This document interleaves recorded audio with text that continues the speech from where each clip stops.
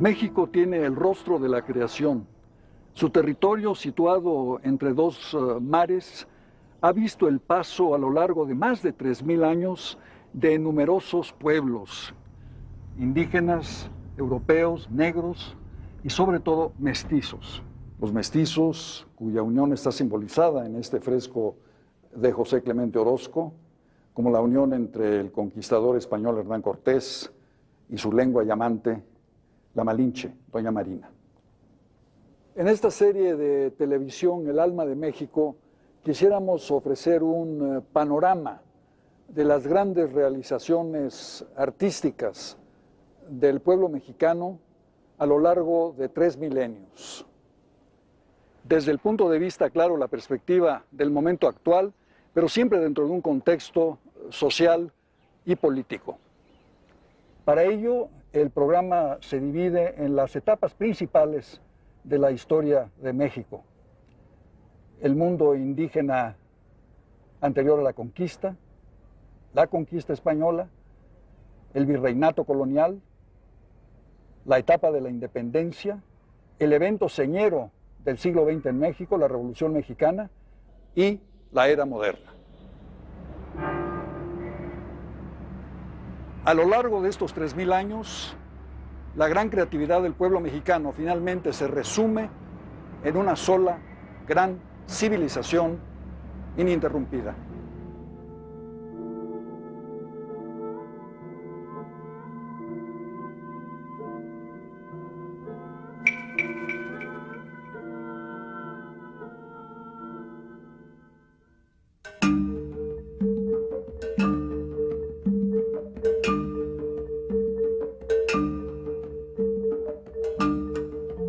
La geografía cultural de Mesoamérica vio el atardecer de Teotihuacán, la declinación de la cultura zapoteca en Monte Albán y la enigmática desintegración de Palenque. Pero también contempló una nueva aurora de civilización. Otros centros urbanos que se fueron creando en su territorio como claros reflejos de una renovadora fuerza creadora. Este nuevo renacimiento de la cultura mesoamericana se conoce como período postclásico y abarca desde el siglo X hasta el colapso de la civilización precolombina con la conquista española. Los acontecimientos principales de este período fueron recogidos en extraordinarios códices realizados en papel amate o en pieles de venado en forma de hojas que se desdoblan. Además de la valiosísima información que contienen, son notables por su belleza estética.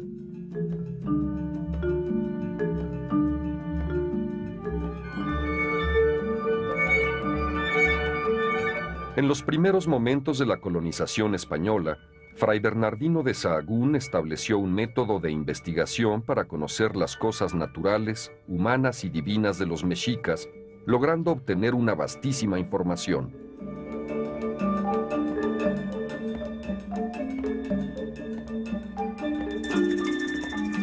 Otro gran compilador fue el dominico Fray Diego Durán, quien obtiene de sus relatores los acontecimientos más importantes sobre el origen y desarrollo de México Tenochtitlan.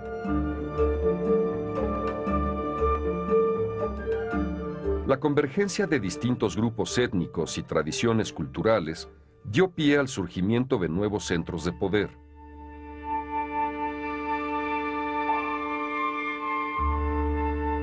Xochicalco, en el estado de Morelos, fue una metrópoli puente entre el período clásico y el posclásico. Su época de esplendor transcurre entre los años 800 y 1000 de nuestra era.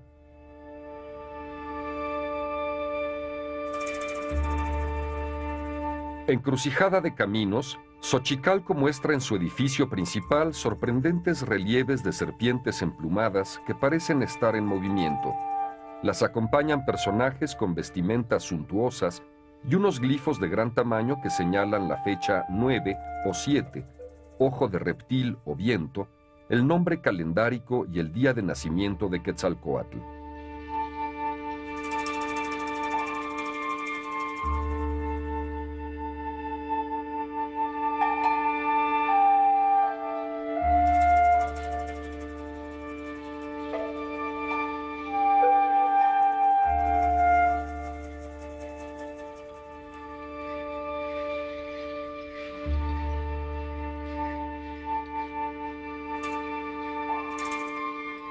Son notables las representaciones de acontecimientos astronómicos y lo que posiblemente sea un ajuste de fechas en el calendario, como esta mano que jala con una cuerda el glifo 11 mono.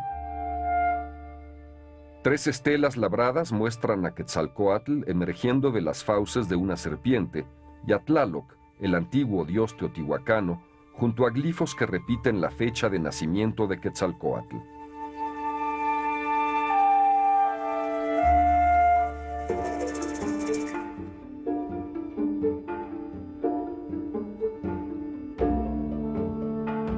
Cacaxtla, en el actual estado de Tlaxcala, se desarrolló como un centro comercial, militar y religioso. En su basamento aún se aprecian pinturas murales de excepcional belleza.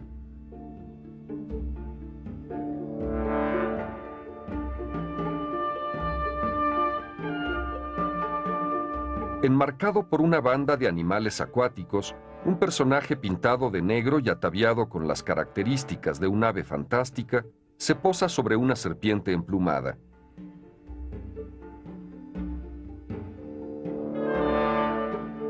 Entre sus brazos sujeta una barra de serpientes, como símbolo de poder. Estos elementos son evidencia de los contactos culturales que en esta época tuvo el altiplano central con culturas tan distantes como el área maya.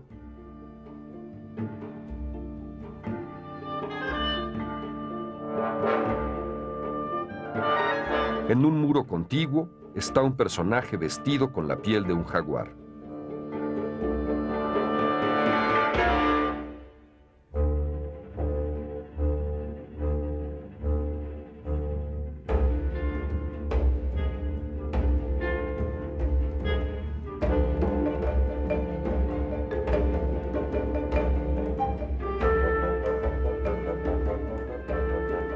En el mural de La Batalla, 2 grupos antagónicos, unos con atributos de jaguar y otros con tocados de plumas, luchan entre sí.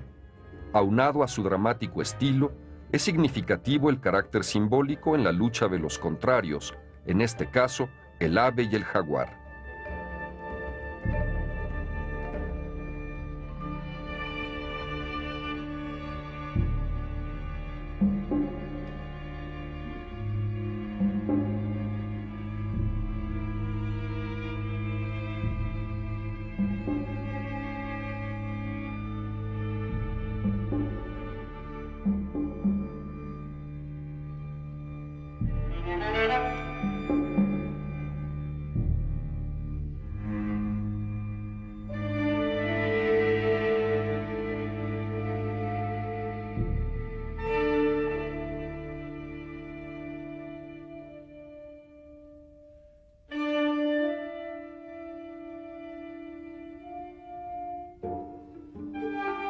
En otro de los murales del Templo Rojo, la presencia de un anciano con su carga de mercancías preciosas, como un gran tocado, un atado de plumas exóticas y un caparazón de tortuga, vuelve a señalar el carácter comercial de este sitio.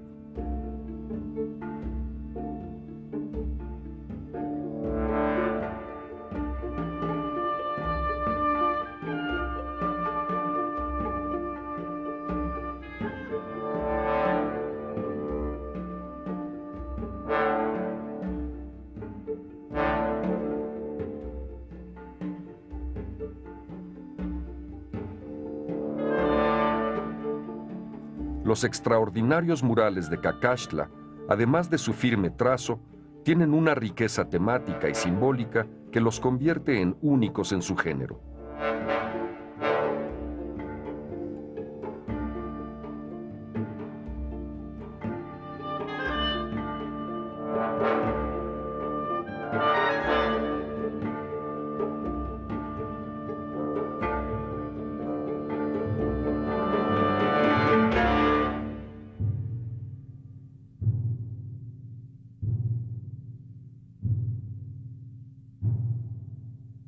Tula, la gran metrópoli del altiplano central, ha sido asociada a la cultura tolteca.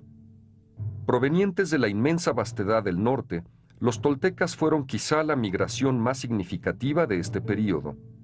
Tula, más que por su legado artístico, sintetizado en estas esculturas hieráticas de guerreros conocidas como los Atlantes, fue famosa por Seacatl Topiltzin-Quetzalcóatl, un caudillo, un héroe, un dios y un símbolo.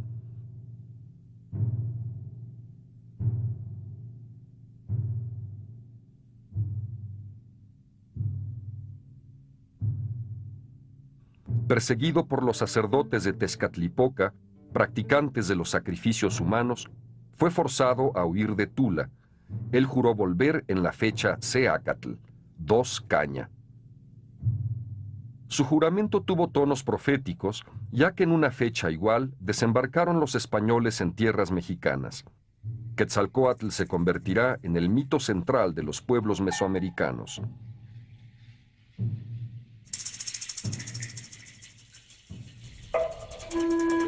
Otro de los grupos que influyeron en Tula fueron los huaxtecos, pueblo de lengua mayense, cuyo territorio abarcaba el norte de Veracruz y sur de Tamaulipas. Su dios Ejecatl, dios del viento, se asimiló a Quetzalcóatl como una de sus manifestaciones. Todo ello expresa las relaciones de la Huaxteca con el altiplano central. De esta época es el magnífico relieve de Tepetzintla y la escultura del llamado Adolescente, obras maestras del arte prehispánico, exaltación del orden cosmogónico creado por Quetzalcóatl.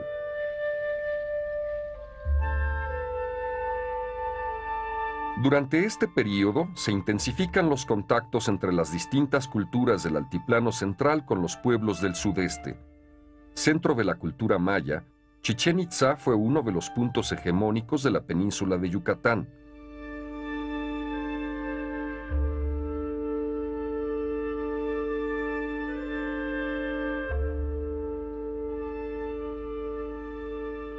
La similitud religiosa entre Tula y Chichén Itzá se manifestó particularmente en sus creaciones simbólicas y en el Templo de los Guerreros quedó grabada en piedra la efigie de Kukulcán, emergiendo de las fauces de una serpiente emplumada, emblema de la guerra y del sacrificio. En el interior del gran recinto, las pilastras aparecen labradas con serpientes y remolinos de plumas, así como con guerreros que, al igual que el dios Quetzalcóatl Kukulcán, luchaban contra las fuerzas de la noche para que el sol regresara de su viaje por el inframundo. La enigmática figura del Chacmol se encuentra tanto en ciudades mayas como en el resto de Mesoamérica. Aun cuando por su forma parece un transportador de ofrendas y plegarias, varios especialistas han tratado de explicar su significado. Algunos lo asocian con el culto al dios Quetzalcóatl Kukulcán, relacionándolo con el guerrero sacrificado que ofrecía su sangre al dios. Otros asocian al Chacmol con la fertilidad, la lluvia y el maíz.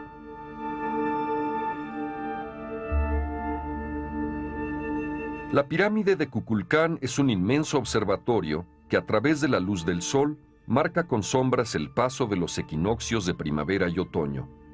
Kukulcán Quetzalcóatl, en forma de una gran serpiente, baja por la pirámide en un fascinante juego de luces y sombras. Es al mismo tiempo un calendario, pues sus plataformas dan cuenta de los 18 meses del año prehispánico. Sus 364 escalones, sumados a la plataforma superior, completan los días de la cuenta solar anual. Todo ello habla del gran conocimiento que lograron sobre el movimiento de los astros y del rigor científico con que diseñaron estas construcciones. En el interior del primer templo, que más tarde fue cubierto por la pirámide, se encontró un chacmol sobre el que había algunas ofrendas y al fondo un jaguar pintado de rojo con incrustaciones de jade.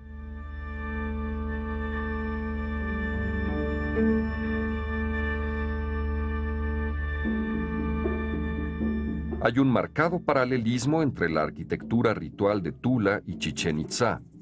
La práctica de los sacrificios humanos en Tula fue representada simbólicamente en los relieves de águilas devorando corazones, lo que muestra su vocación guerrera. De igual forma, en Chichén Itzá, las águilas y los jaguares aluden a los guerreros que capturaban víctimas para alimentar al dios Sol.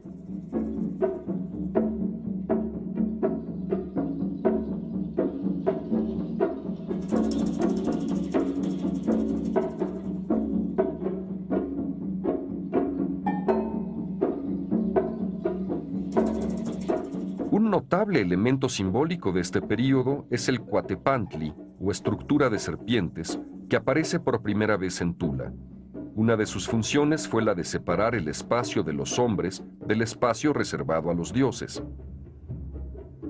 Esta tradición constructiva se encuentra en sitios como Tenayuca, en el Estado de México, donde un impresionante cinturón de serpientes rodea la pirámide. En este Cuatepantli, cada sección del muro se componía de 52 cabezas en consonancia con los 52 años del siglo mexica.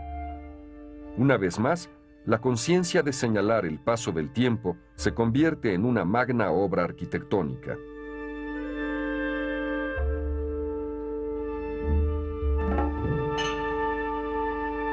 Durante el posclásico surge al norte del país un centro de civilización en Paquimé, Chihuahua, la silenciosa metrópoli en el desierto con su insólita arquitectura hecha de tierra, y en el sur se desarrolla Tulum, en Quintana Roo, el enigmático mirador desde donde los mayas abrazaban al mar Caribe.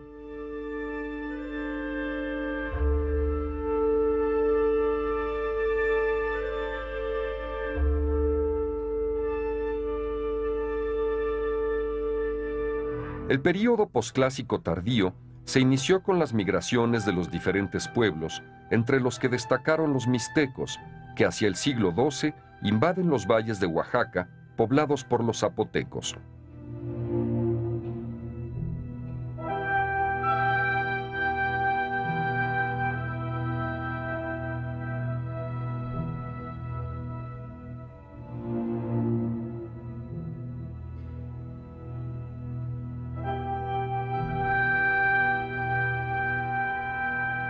Con ellos compartieron las antiguas tumbas de Monte Albán y ahí dejaron la magnífica ofrenda de oro de la tumba número 7, descubierta por Alfonso Caso en 1932.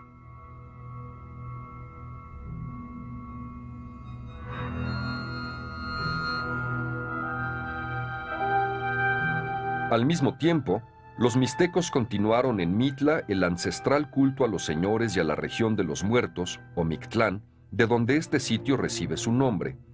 Su concepción arquitectónica es muy distinta a la de Monte Albán, tanto en los espacios como en los volúmenes y su técnica constructiva. Del arte zapoteca solo se conservó el tablero, adaptado por los mixtecos para enmarcar unos paneles incrustados con piedras finamente labradas.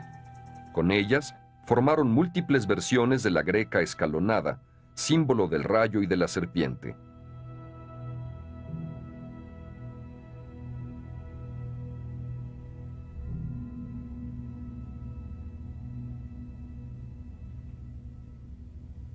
Fueron los últimos en llegar.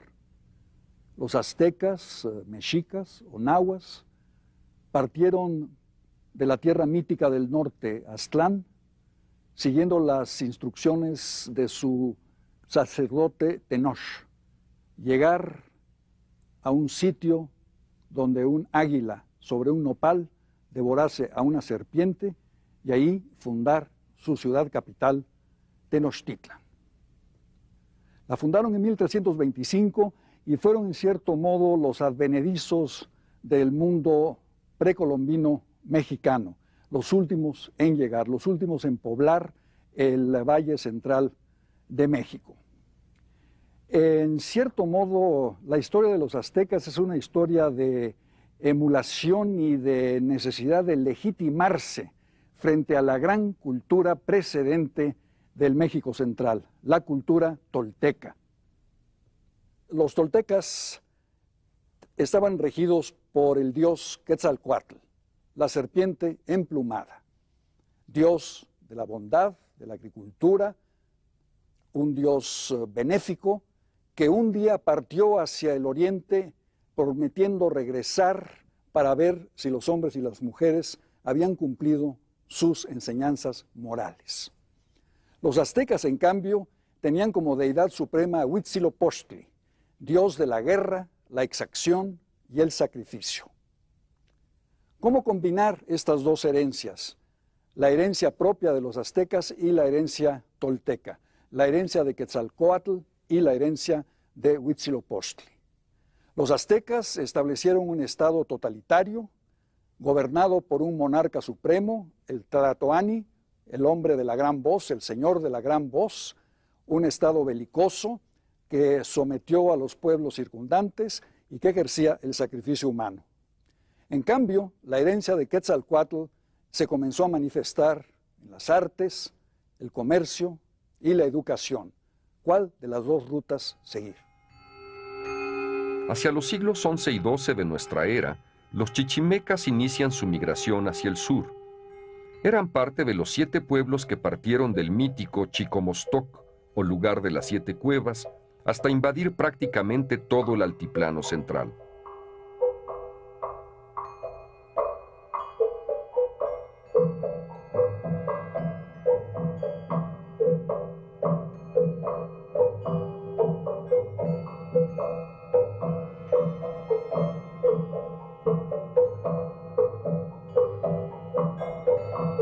Durante casi 2 siglos, los aztecas o mexicas peregrinaron desde Aztlán, lugar de la blancura o de las garzas, guiados por Huitzilopochtli, su caudillo dios, quien les había prometido un lugar de residencia en donde realizarían un destino de grandeza. Según las instrucciones del dios, debían fundar su ciudad en el lugar donde encontraran un águila posada en un nopal. Al llegar al valle de Anáhuac, los mexicas fueron rechazados por los pueblos ribereños, hasta que el señor de Azcapotzalco les permitió asentarse en un islote en medio del lago. Ahí fundaron la ciudad de México Tenochtitlan, y desde entonces comenzó la formación de un estado que durante más de 100 años dominó casi todo el territorio de Mesoamérica. Siguiendo la tradición tolteca, los mexicas creyeron que antes del universo actual habían existido 4 mundos a los que llamaban soles, los cuales fueron destruidos por catástrofes. La humanidad había sido completamente exterminada al acabar cada uno de los soles. Reunidos en Teotihuacán, en medio de la oscuridad, los dioses hicieron un gran fuego y en él se arrojaron voluntariamente 2 de ellos. El primero volvió con la forma del sol y el segundo como la luna, pero el sol se negó a moverse si los demás dioses no le daban su sangre, y ellos se vieron obligados a sacrificarse para alimentarlo. El quinto sol, o época actual, fue creado por Quetzalcóatl. Él formó la especie humana, logrando hacer revivir los huesos de los antiguos muertos, amasándolos con su propia sangre. De esa mezcla nació la pareja humana.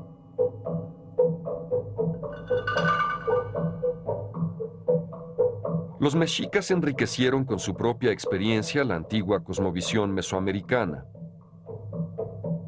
Sus propios textos presentan una historia épica cargada de simbolismos en la que se transforman de un humilde pueblo seminómada a la gran potencia de Mesoamérica.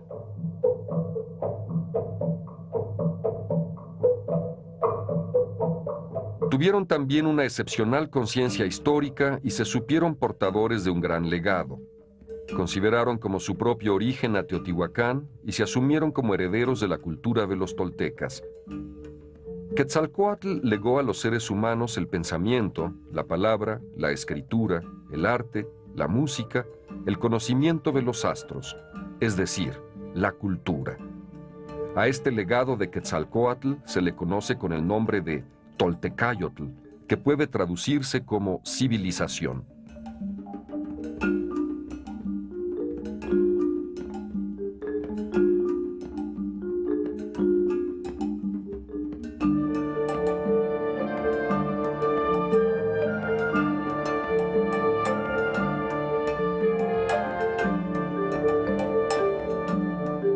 Tolteca, artista, discípulo, abundante, múltiple, inquieto.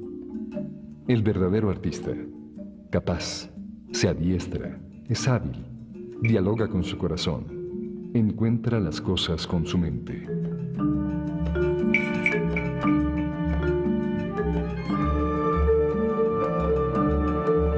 El hombre maduro, corazón firme como piedra, corazón resistente como el tronco de un árbol, rostro sabio, dueño de un rostro y un corazón, hábil y comprensivo.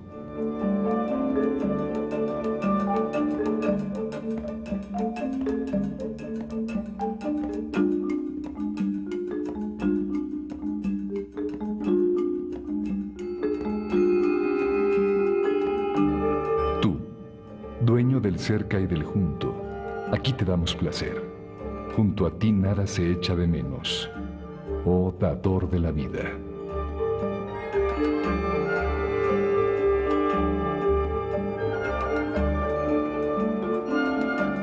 Asentados sobre islotes, los mexicas trabajaron durante 50 años acumulando lodo, piedras y estacas, ampliando la pequeña superficie original, formando líneas paralelas con troncos de madera clavados en el lago, rellenadas después con tierra y piedras, hicieron amplias calzadas sobre el agua, con lo que tuvieron fácil acceso hacia los pueblos de tierra adentro. Desde su origen, la ciudad fue dividida en 4 barrios, alineados sobre calles y canales, lo que le daba un sentido de original belleza a la gran ciudad. El recinto sagrado de México Tenochtitlan llegó a contar con 78 edificaciones, una población de santuarios, adoratorios, palacios, construcciones religiosas y recintos de poder. Orgullosa de sí misma, se levanta la ciudad de México Tenochtitlan. Aquí nadie teme la muerte en la guerra. Esta es nuestra gloria. Este es tu mandato, oh dador de la vida. Sobre sus 3 calzadas se desplegaba la actividad de la gran urbe. A partir del siglo XV, fluían ya numerosos productos de toda índole. El gran mercado de Tlatelolco, que maravilló a los conquistadores españoles, fue muestra de una pujante organización comercial. La mexica fue una sociedad altamente organizada, cuyos escalones semejan la estructura piramidal de sus templos, con los pipitlin o nobles, de donde surgían los tlatoani o gobernantes máximos, los pochtecas o comerciantes diplomáticos y los guerreros, sobre una inmensa población de macehualtin o gente del pueblo. El Estado azteca se consolidó a través del ejército y los comerciantes, o pochtecas, que hacían labor de espías. Esta doble estrategia de comercio y guerra llevó a los mexicas hasta Chiapas y Guatemala.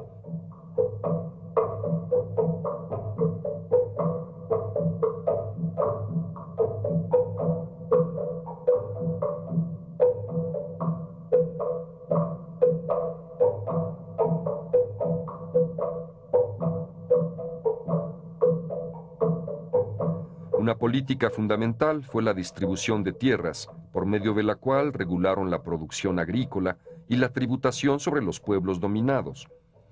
Testimonio de este control administrativo es la matrícula de tributos, que contiene la lista de productos que cada pueblo o señorío debía pagar. A partir del siglo XV, los mexicas se dirigen a las costas de mayor potencial agrícola, como el Totonacapan, las prodigiosas tierras de la costa del Golfo de México. Habitado por los totonacos, pueblo que en el siglo IX emigró hacia los antiguos asentamientos de la cultura del Tajín, de la que fueron sus herederos. En el cementerio totonaco de Quiahuixtlán, en Veracruz, y mirando al mar, se recrea el antiguo estilo de las pirámides con nichos. Su capital, Zempoala, fue la primera ciudad que deslumbró a los europeos, quienes al contemplarla a la distancia la creyeron hecha de oro y plata, pero en realidad era solo el reflejo de sus edificios policromados y encalados que producían una maravillosa fantasía.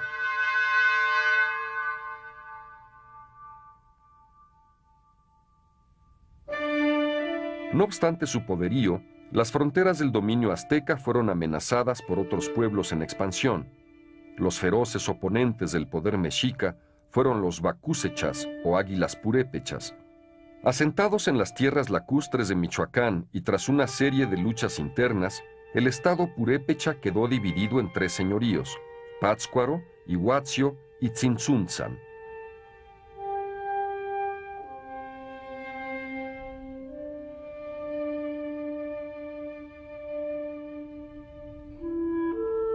La educación azteca se impartía en 2 tipos de escuela: el Tepochcali, o casa de jóvenes, en el que niños y adolescentes del pueblo recibían una educación orientada hacia la vida práctica, lo mismo que hacia la guerra, y el Calmecac, destinado a la educación de los nobles. En un ambiente austero, los alumnos combinaban el estudio de la historia, el calendario ritual y las reglas administrativas con fuertes ayunos, prácticas de dominio de sí mismos y la veneración de los dioses.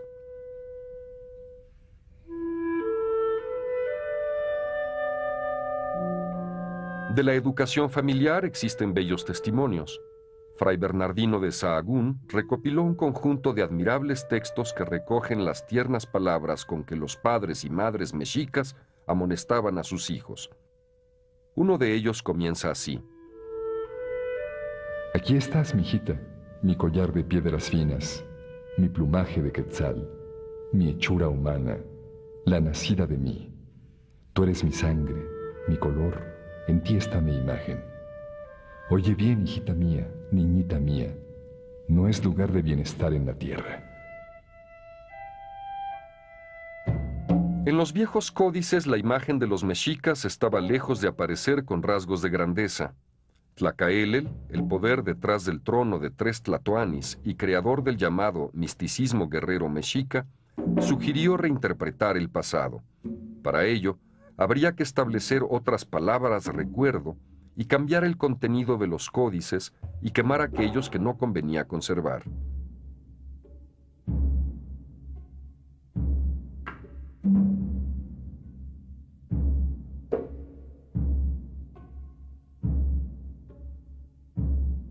Los nuevos códices insistirán en la idea de que los mexicas, durante mucho tiempo, fueron un pueblo perseguido, pero que gracias a su determinación y voluntad de lucha, con el auxilio del dios Huitzilopochtli, se consideraron un pueblo elegido.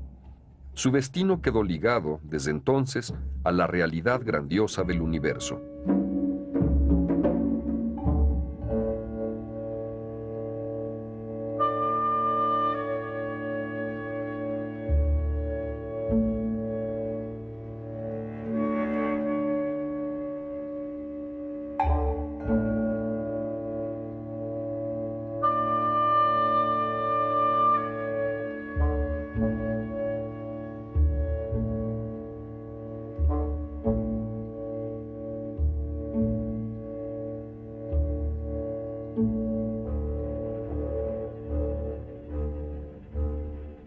Para los mexicas, la guerra era un verdadero juicio de los dioses, como ordenadores de todas las cosas.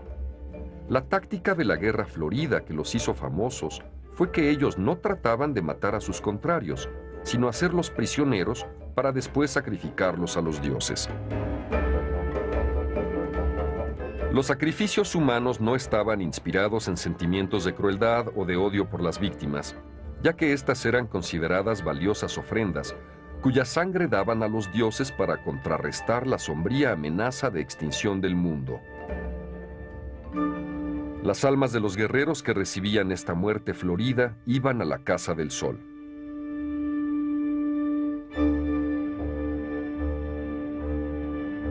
Los objetos de uso ritual para este sacrificio, además del cuchillo de pedernal, eran la piedra sobre la cual se recostaba la víctima y los llamados cuauxicali, o vasijas de águila, donde colocaban los corazones de los sacrificados.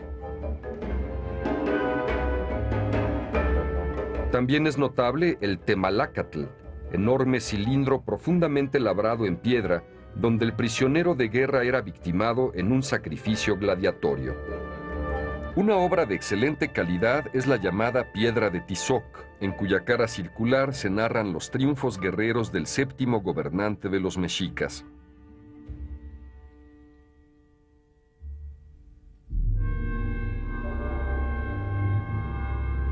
La práctica de los sacrificios humanos aparece con todo su dramatismo en el Tzompantli o altar de las calaveras, muro de cráneos labrados en piedra para significar la gloria de las víctimas sacrificadas.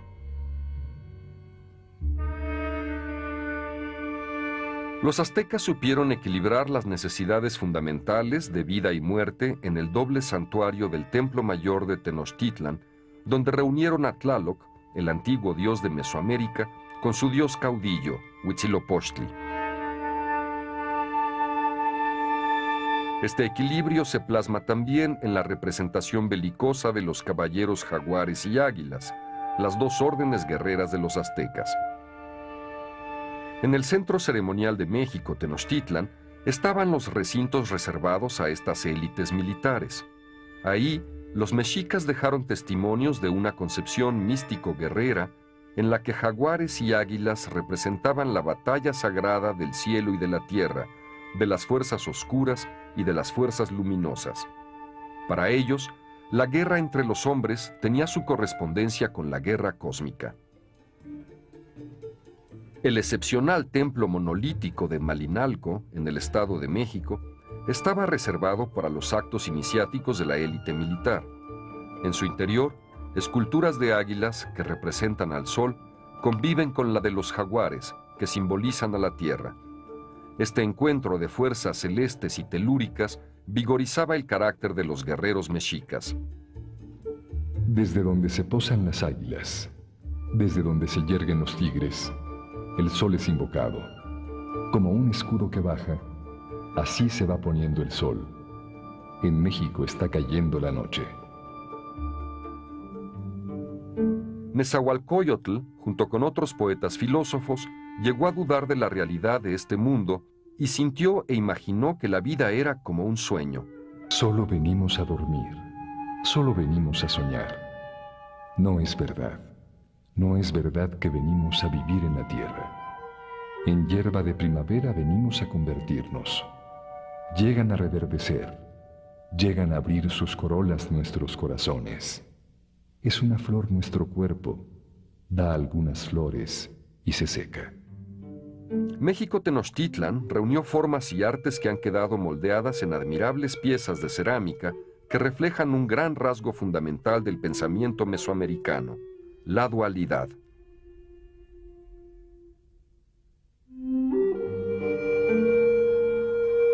Tlaloc, pintado de azul, representa la lluvia y su acción fecundadora. Su pareja, Chalchiutlicue, la de falda de jade, es la contraparte femenina, diosa del agua en su modalidad de ríos, lagunas y el mar. Xipetotec era el dios de la fertilidad, la renovación y el cambio. Formaba parte de las deidades luminosas de la vida, aunque los ritos con que era venerado implicaban que la víctima fuera desollada y con su piel se vistiera al sacerdote. Por esta razón, en sus representaciones, Xipetotec aparece investido con una piel humana. Esta extraordinaria olla efigie está decorada con el llamado estilo códice por la cantidad de signos que están representados en ella. Corresponde a Chicomecoatl, la diosa del maíz maduro. De la misma forma que modelaron a los dioses de la vida asociados al agua, también representaron a los dioses de la muerte, relacionados con la sequía, con lo que completaban su persistente concepto de la dualidad. Esta escultura del dios murciélago, posiblemente de origen oaxaqueño, aparte de su aspecto terrorífico, tiene el atributo de propiciar la renovación. Es muerte que antecede la vida.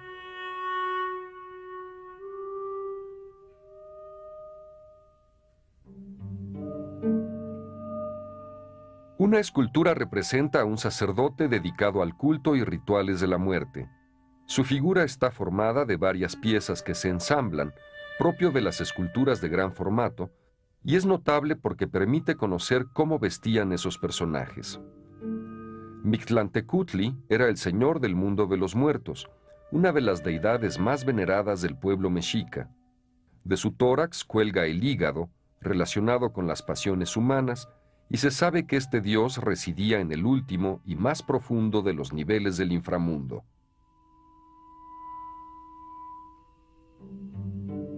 Tezcatlipoca, contraparte dual de Quetzalcóatl y venerado como el imprescindible dios del destino, es representado en esta delicada urna funeraria procedente de la costa del Golfo de México y encontrada en el Templo Mayor de Tenochtitlan.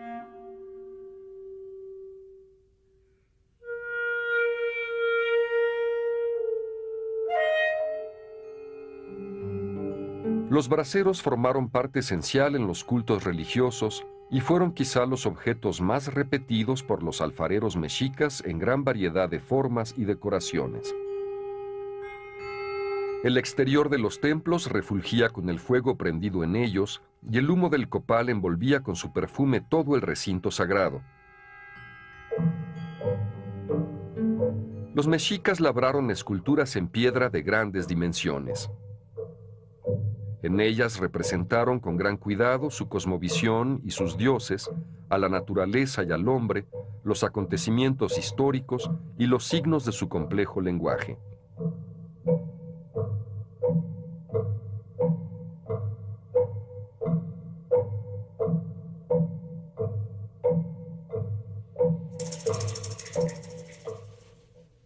La serpiente de cascabel fue uno de los símbolos cuya memoria se remonta hasta los orígenes de la civilización mesoamericana. Sus representaciones recorrieron todas las facetas de la expresión plástica.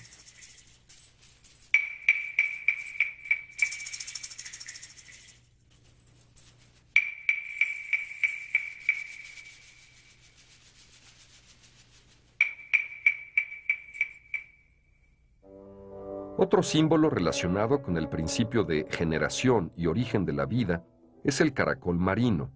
La pieza, por su perfecta proporción y sentido del movimiento, es considerada una obra maestra de la escultura prehispánica.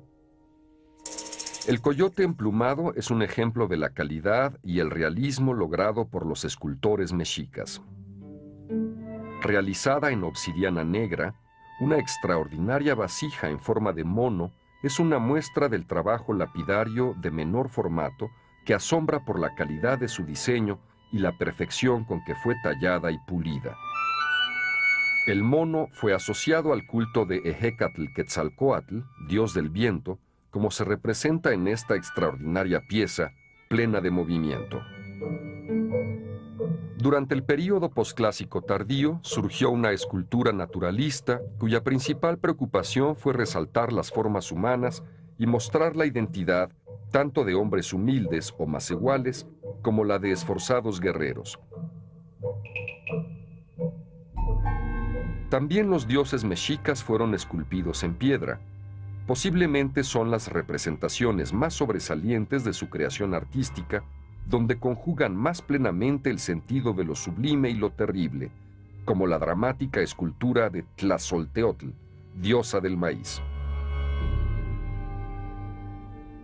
En contraste, la armonía de formas y el perfecto equilibrio de la realización escultórica mexica encuentran en Xochipilli, príncipe de las flores y dios de la germinación, el espíritu de un arte sublime. Coyolxauhqui, diosa de la luna y hermana de Huitzilopochtli, es parte de uno de los mitos primordiales de la religión mexica. Coyolxauhqui fue arrojada del cerro de Coatepec por Huitzilopochtli cuando ella y sus otros hermanos intentaron matar a su madre, Coatlicue. Al caer desde lo alto, el cuerpo de Coyolxauhqui quedó desmembrado, como una suerte de representación del triunfo del sol sobre los poderes nocturnos de la luna y de las estrellas.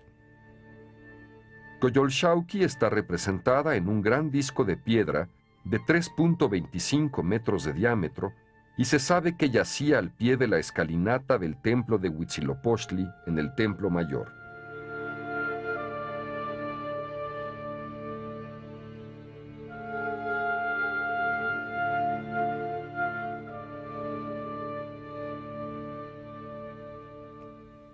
El arte azteca es impresionante y monumental.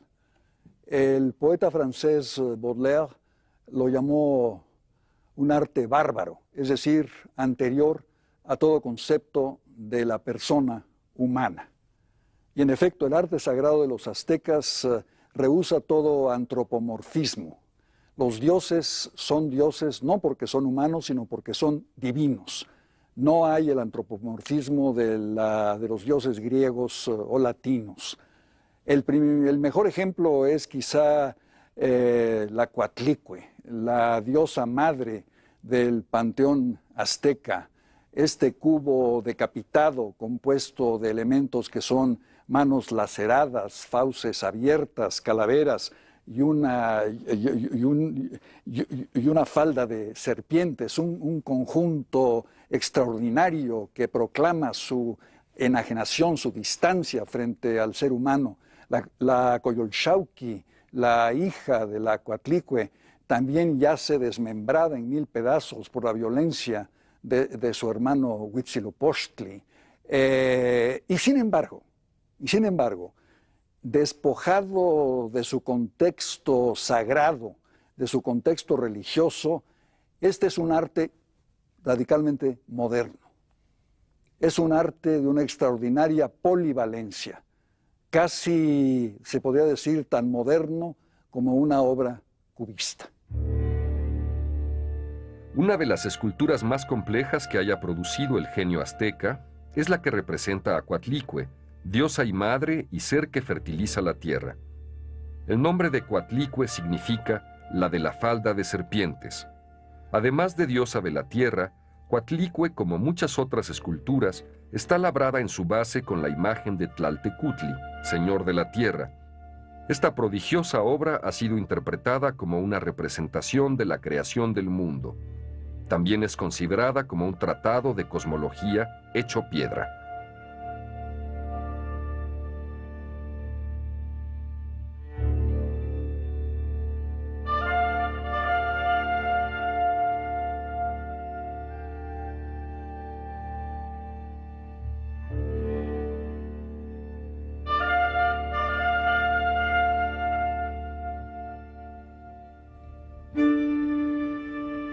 El monolito conocido como Piedra del Sol, emblema de la grandeza cultural mexica, es un disco de 3.60 metros de diámetro, dividido en círculos que corresponden a los 18 meses de 20 días del año prehispánico.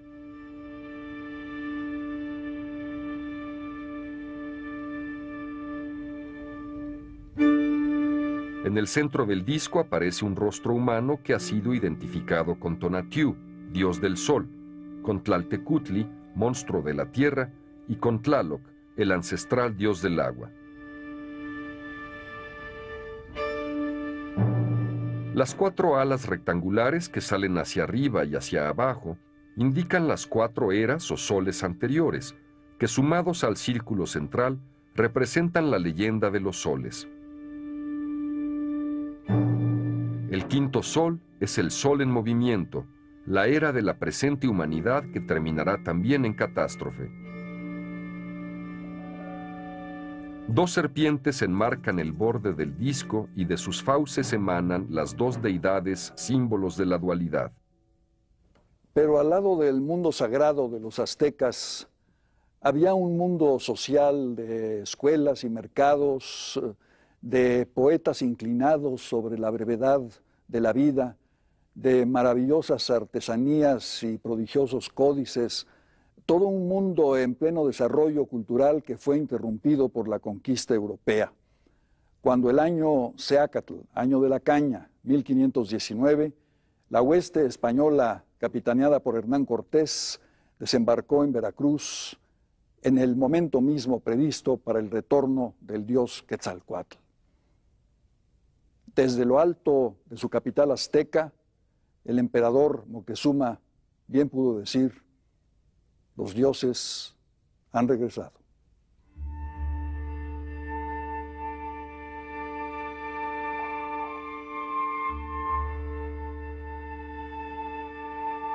Síntesis de la civilización mesoamericana, los mexicas fueron una de las últimas grandes culturas prehispánicas. Pueblo de paradojas, místico y guerrero, creador y sangriento, sabio y brutal, fue también un pueblo de rostro y corazón.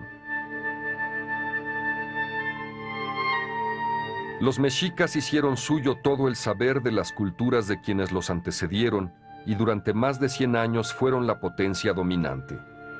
Ello les causó profundas rivalidades que facilitaron su caída el 13 de agosto de 1521 frente a los conquistadores españoles y sus aliados indígenas.